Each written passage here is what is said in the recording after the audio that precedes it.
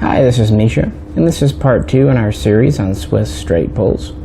As I said in episode 1, we looked at these some time ago, but the video was only so-so, so I thought it was time to revisit. Why not? And in episode 1, we talked about the original 1889 Schmidt-Reuben, as it's known today, rifle, as well as the 1889-96 and the 96-11 firing the newer GP11 cartridge. All of those were Schmidt pattern straight pulls. And today we're going to talk about this rifle here. This is the Swiss 1893 cavalry carbine, designed by Steyr. So we still have a straight pull, but it's a different system. And since we had this out, I brought out an actual Austrian military issue.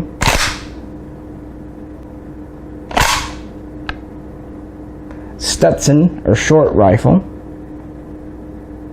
which uses essentially the exact same action.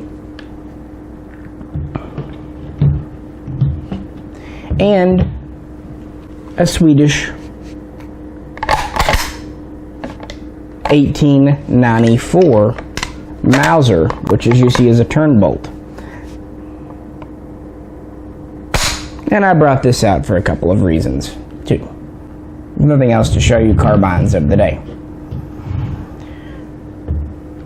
Well, after the 1889 rifle was adopted, the Swiss Army, specifically the cavalry, did play around with the notion of shortening the 1889 into a carbine. They tried 2 or 3 different styles, ways of doing this. They never were satisfied. The guns were either not short enough and light enough to suit them, or they were not accurate enough. Really, this was kind of tabled. Officially, the cavalry adopted the 1889 rifle on paper, but in reality, they continued to use the 1878 Vetterli. Still a black powder cartridge, but it was a short and handy little carbine. In 1891, the head of cavalry wrote a letter to the government complaining that, no one was really taking this seriously, that his troopers needed a new weapon. And this eventually led to trials in 1893. The Swiss tested quite a few guns. They tried out 2 different designs from Steyr, a straight pull, this pattern here of course, and the turn bolt version, which is probably most famous, at least in my mind, to the Dutch. There's a Dutch Steyr that has a turn bolt more like a Mauser. They tried that version out. They also tried out a turn bolt version of a Mauser. Would have been very similar to this. This is in model 1894. They would have been trying out the prototype version, 1893, which is obviously still a turn bolt using the Mauser system. They also tried out a couple of designs from SIG, and in the end they selected the straight pull Steyr-Mannlicher design. This would be chambered for 7.5 by 53 GP90, same as the Schmidt-Reuben rifle. They would originally just have 1 gun for the testing, and then they would acquire 10 more, and it would be adopted in 1895. But since this is a model 1893, that's where the Swiss 1893 cavalry carbine name comes from, even though it wasn't adopted until 1895. Now, this straight pull system is quite different from the Schmidt-Reuben in a lot of ways. mostly how the spring pressure and all that is done, how the locking lugs are at the front of the bolt on a head versus on a sleeve. So while both are straight pull, the system is very different. Kind of like comparing how a Mauser works to say how an infield works. Both are turn bolts, but very different. This uses a detachable 6-round mag. It's pretty unique to this gun. There's a catch in the trigger guard. A shorter mag was needed for the cavalry use. Slimmer, less likely to catch on things, and just, you know, overall lighter. Other features, still quite good for the day. We have a full-length handguard. As I said in video 1, a lot of the rifles lacked a full handguard. Even some completely didn't have one. And this goes doubly true for carbines in the late 19th century. So the fact this has a full handguard is actually quite nice. We have a protected front sight post that's windage adjustable. This barrel is about 22 inches long. It's actually 21 and some change in between. So for a carbine of the era, it's a rather long barrel. Not absurdly long, but longer than, for example, this Swedish gun here, which has a 17.7 inch barrel. The barrel is pretty much free floated, as we would refer to it today. The rear sight is interesting. We have I'm going to point this at you. We have a battle sight here that's fixed at 300 meter. Then we have a flip up notch here, which starts at 400, and like the Schmidt-Rubin rifle, you can raise it and it goes up to 1,000 meters. Obviously it folds for cavalry use again. This can be topped off by Schmidt-Rubin, or Schmidt I should say, style stripper clips, chargers.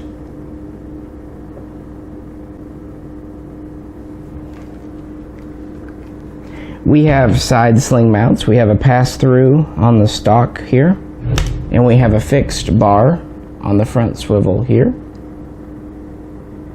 That's one reason I brought out the Swedish gun to show you another model that has this cut out in the stock here too.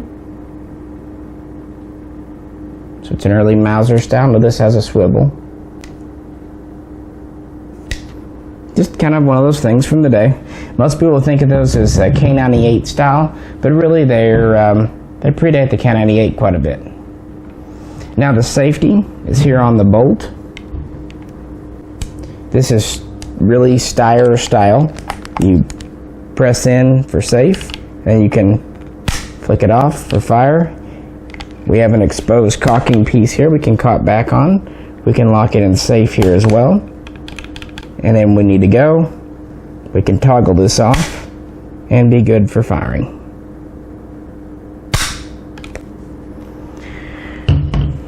As you see from this Austrian 1895 version, we have the exact same style of safety with the same kind of exposed cocking piece.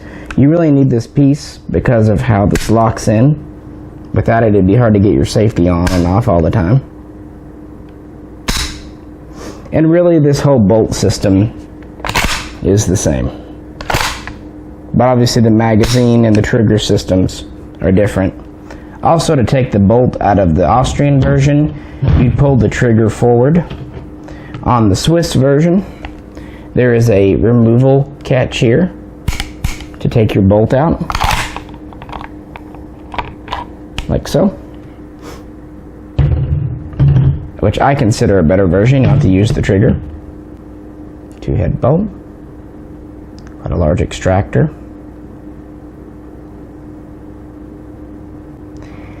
So these would go into production at SIG, Neuhausen, in 1895, and their initial run would produce about,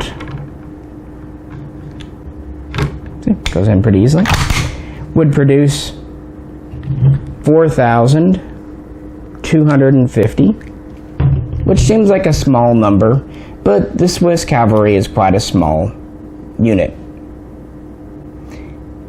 This would be enough to arm all the frontline troops and have a few spares left over for arsenals. I found different production dates when SIG ended this run, but they were definitely done before 1900. Some say they finished up as early as 1896, others say 1898, so on and so forth. After SIG would produce these, Bern would take over Waffen-Bern, starting in 1897 and running till 1905. Instead of doing one large production run like SIG, Bern would just produce a few hundred a year as the need arose. These were to equip the remaining cavalry troopers who needed a carbine, and also to replace damaged or lost rifles in service. Bern would do about 3,500, meaning we have about 7,750 of the Steyr 1893 carbine produced during a 10-year production run. Now, these guns are not well known today, and that's because they were pretty short-lived and not all that popular in Switzerland. Honestly, like a lot of guns that are foreign designs, I think it suffered from a giant case of not made here. Because it is definitely shorter, lighter, much lighter than the Schmidt-Reuben. The bolt, I guess, is more complicated. It may be a little more complicated to take apart and put together. On the other hand, I think it's easier to machine, cheaper to machine, so from a manufacturing standpoint, it's probably easier. It's less complicated. Either way, it's actually a very smooth bolt. We do get a detachable mag, which is a really nice feature, I think. We can be topped off by chargers. Aside from not being actually designed in Switzerland, the biggest thing seems to have been accuracy. These carbines simply did not meet Swiss standards. They just didn't think, even with the slightly longer than usual for a carbine barrel, they still were not delivering the accuracy that they wanted. Part of it is the system, this bolt system, and the 22-inch barrel.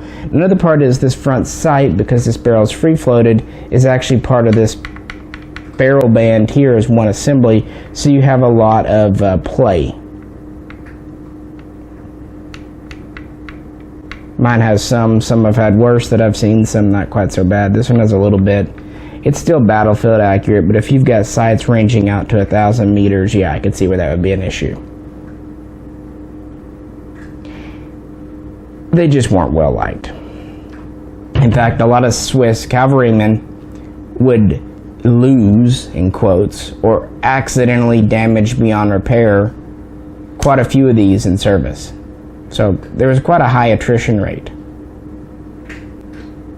It's also worth noting that a lot of the Swiss cavalry was not trained to fight on horseback. They were trained to ride into battle on horseback and then dismount and operate as infantry from the ground.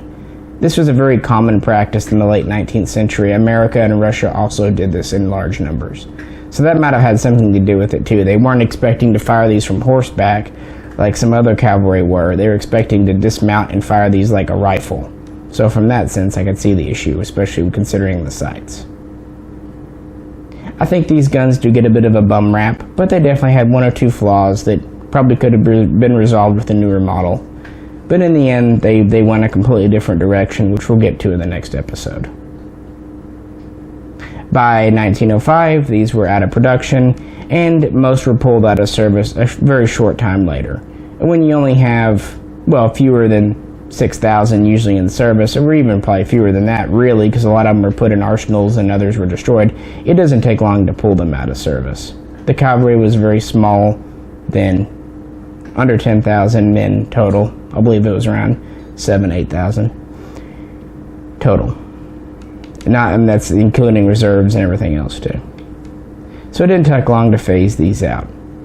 From a collecting standpoint, these are quite interesting, just because there aren't that many surviving today. And I think it's interesting how there's features from different guns in these.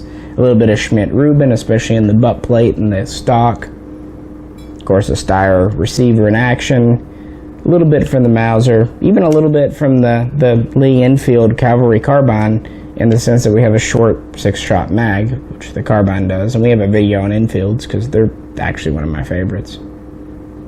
For any of you that are used to the Austrian version, these are a lot smoother and nicer feeling.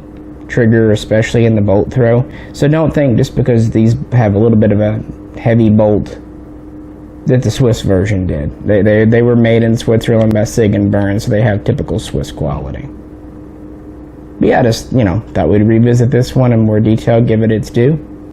Definitely one of my favorite little guns I own. Unfortunately, it does fire GP90, so getting ammo for it isn't always the easiest. Well, as always, we really appreciate you tuning in. If you liked the video, please click like. If you have not already subscribed and can do it, we'd really appreciate that too. This is Misha, and we'll catch you next time.